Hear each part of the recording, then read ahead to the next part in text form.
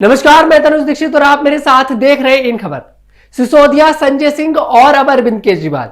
जाने क्या है दिल्ली की शराब नीति और पूरा मामला। जी हां, दिल्ली की शराब नीति आम आदमी पार्टी के लिए हर रोज नई मुसीबत लेकर आ रही है। एक के बाद एक आप नेता जांच एजेंसियों की रडार पर है।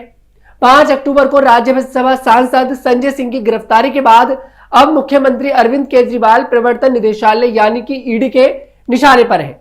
ईडी ने उन्हें समन जारी कर 2 नवंबर को पेश होने को कहा है।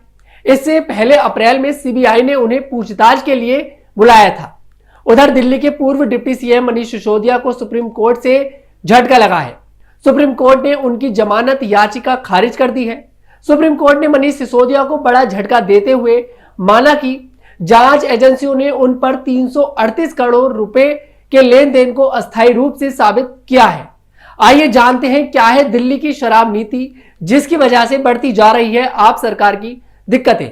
जी हां, रेवेन्यू बढ़ाने और दिल्ली में शराब की कालाबाजारी पर लगाम लगाने के मकसद से अरविंद केजरीवाल की सरकार नई शराब नीति लेकर आई थी, लेकिन अब यह आपके गले ही हड्डी बनती जा रही है। नीति को हटाए जाने के बाद भी मुसीबत आप नेताओं का पीछा नहीं छोड़ रही। 17 नवंबर 2021 को दिल्ली में नई शराब नीति लागू की गई, लेकिन जल्द ही यह विवादों में आ गई और 30 जुलाई 2022 को सरकार ने इसे वापस ले लिया। आप सरकार ने नीति लागू करने के पीछे तर्क दिया कि इससे रेवेन्यू बढ़ेगा और ब्लैक मार्केटिंग पर भी लगाम लगेगी।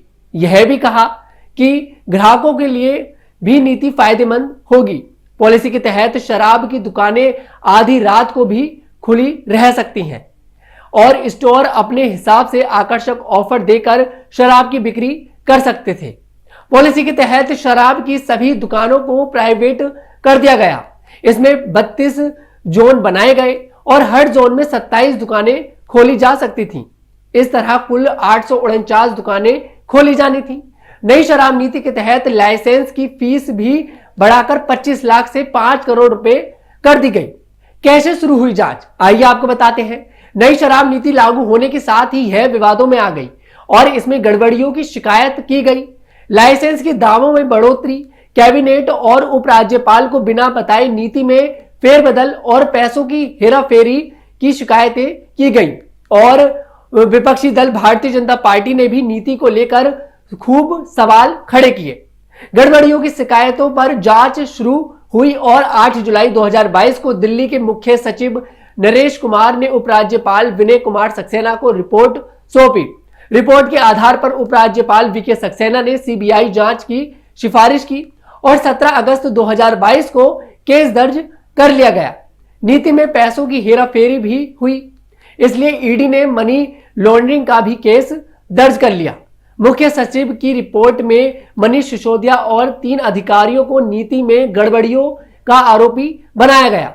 रिपोर्ट में क्या कहा गया, आइए आपको बताते हैं। रिपोर्ट में आरोप लगाया गया कि नीति को गलत तरीके से तैयार किया गया और कारोबारियों को अनुचित लाभ पहुंचाया गया।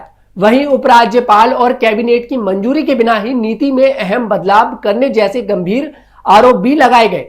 अधिकारियों ने बताया कि लागू की गई नीति में अगर कोई बदलाव करना होता है तो पहले मंत्रिमंडल को इसके बारे में बताया जाता है, उस पर चर्चा होती है और फिर फाइनल अप्रूवल एलजी से लेना होता है। अगर कैबिनेट और एलजी की जानकारी के बिना बदलाव किया जाता है तो यह दिल्ली के आयकर नियम 2010 और व्यवसायिक नियमों के लेन देन 1993 का उल्लंघन है। रिपोर्ट में यह भी कहा गया कि कोरोना महामारी का बहाना बनाकर 144.36 करोड़ रुपए की लाइसेंस फीस माफ कर दी गई। रिपोर्ट के मुताबिक विदेशी शराब के दाम में बदलाव करके शराब कारोबारियों को अनुचित लाभ पहुंचाया गया और बियर पर लगने वाली 50 रुपए प्रति कैश फीस भी हटा दी गई। इस तरह बड़े कारोबारियों को तो लाभ पहुंचाया गया, लेकिन रेवेन्यू कम हो गया, जिससे सरकारी खजाने को भारी नुकसान हुआ।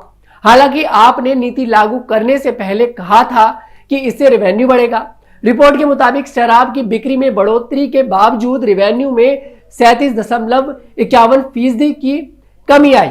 रिपोर्ट में कहा गया कि आप सरकार ने बड़े शराब कारोबारियों को लाभ देने के लिए लाइसेंस की फीस 25 लाख रुपए से बढ़ाकर 5 करोड़ रुपए कर दी। ताकि बड़े कारोबारी ही लाइसेंस खरीद सकें। इसमें यह भी कहा गया कि एयरपोर्ट जोन में एनओसी ना दे पाने वाले लाइसेंस धारियों को 30 करोड़ रुपए वापस कर दिए गए, जबकि यह रकम जब्त होनी थी। रिपोर्ट के मुताबिक एनओसी जमा न कर पाने पर 30 करोड़ रुपए सरकारी खजाने में जाने थे।